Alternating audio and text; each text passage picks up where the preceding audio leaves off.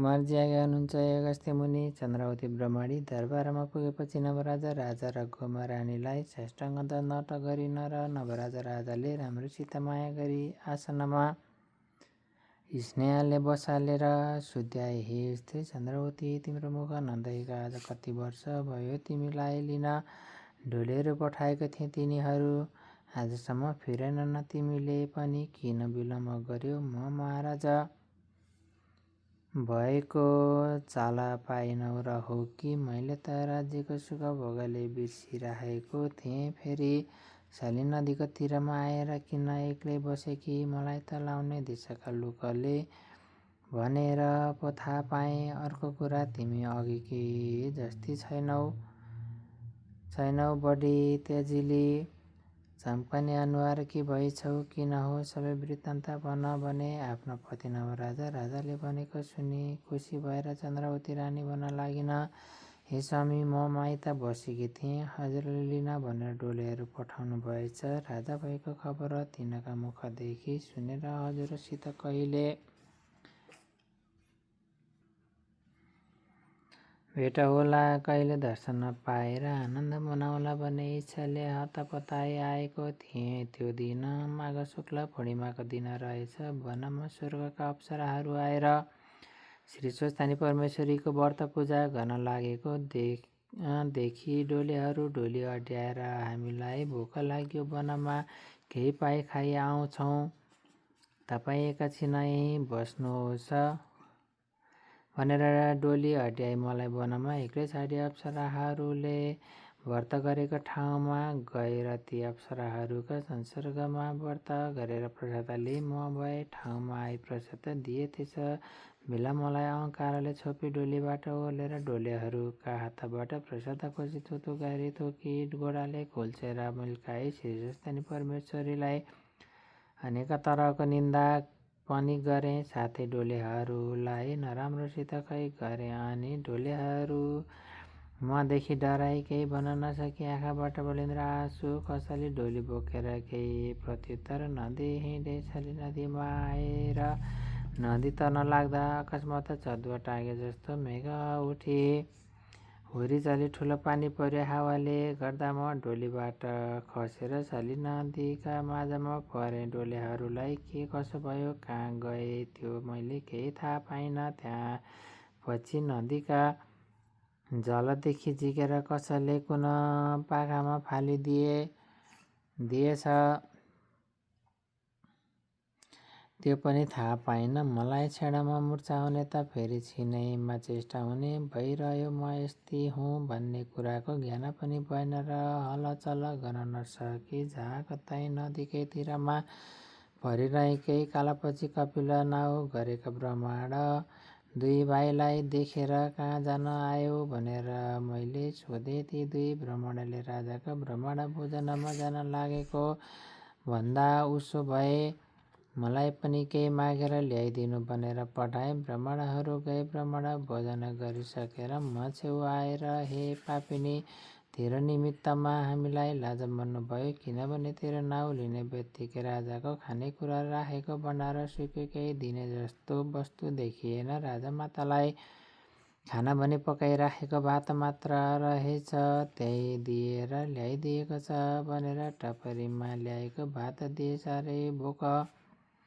लागेको हुनाले मुखै नदेई भात खान तम्सिए। त्यो देखेर ब्राह्मणहरूले, हे पापिनी, यस्तो दुःखको अवस्थामा पर्दा तँलाई धर्मको चेष्टा रहेनछ।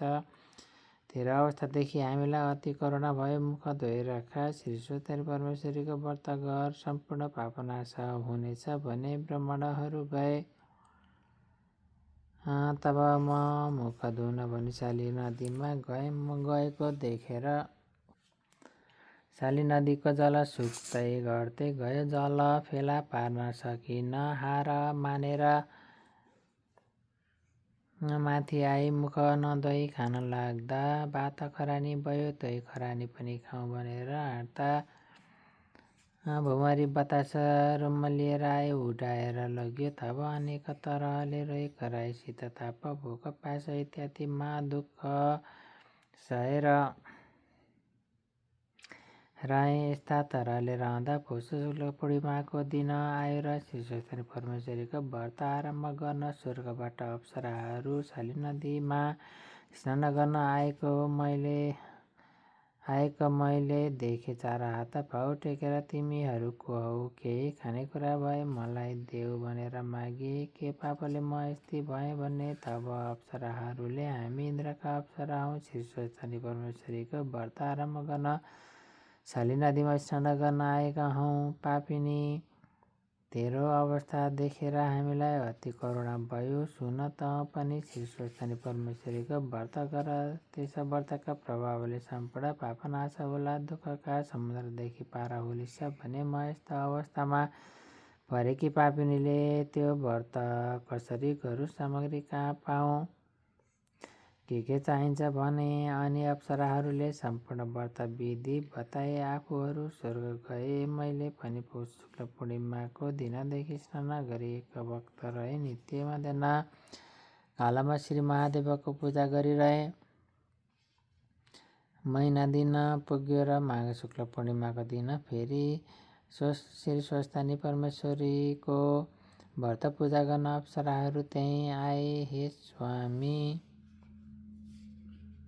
श्री स्वस्थानी परमेश्वरीको व्रतका प्रभावले मेरो कुष्ठ रोग पनि निको भयो, हात गोडा पनि अघिकै जस्ता भए। अनि अप्सराहरू छेउ गएर तिमीहरूका उपदेशले पौष शुक्ल पूर्णिमाका दिनदेखि व्रत प्रारम्भ गरेकी छु। महिना दिन भयो, श्री स्वस्थानी परमेश्वरीको पूजाको सामग्री केही छैन। अब कसो गरौँ भने।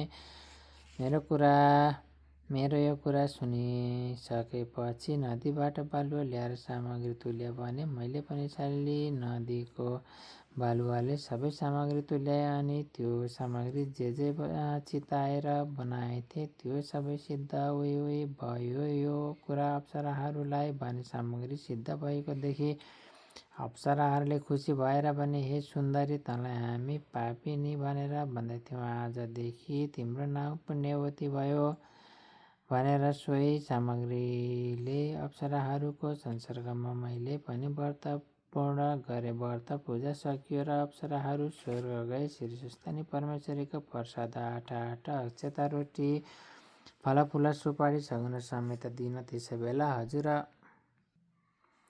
होइ बक्सिन्नथ्यो। मेरो स्वामीसित चाँडो भेट आओस् भनेर शाली नदीमा लगेर बगाएँ। 100 रोटी आफूले प्रसाद र गरिराती श्री स्वस्थानी परमेश्वरीलाई मनले सम्झेर जागा भइरहे। उज्यालो भएपछि शाली नदीमा स्नान गरी माइत जान तर्खर गर्दा लोकहरू लिन भनेर आए। हे स्वामी, श्री स्वस्थानी परमेश्वरीलाई निन्दा गरेको पापले त्यस्तो अवस्थामा परेकी मलाई उनै ईश्वरीका कृपाले र कपिल ब्रह्माण्ड अप्सराहरूका उपदेशले हजुरको दर्शन पाएँ। श्री स्वस्थानी परमेश्वरी भन्दा ठुलो देवता अर्को कोही रहेनछ। सम्पूर्ण व्रतको व्रत, धर्मको पनि धर्म, कालकी पनि काल, देवताकी पनि देवता, यस्ती ईश्वरीलाई कोटि कोटि नमस्कार भनेर चन्द्रवती रानीले बारम्बार नमस्कार गर्दी भइन्। इति श्री स्कन्द पुराण केदारखण्डे माघमात्म्ये कुमार अगस्त्य संवादे श्री स्वस्थानी परमेश्वर्या व्रत कथाया चन्द्रवती सो व्रत कथन नाम 30 अध्याय।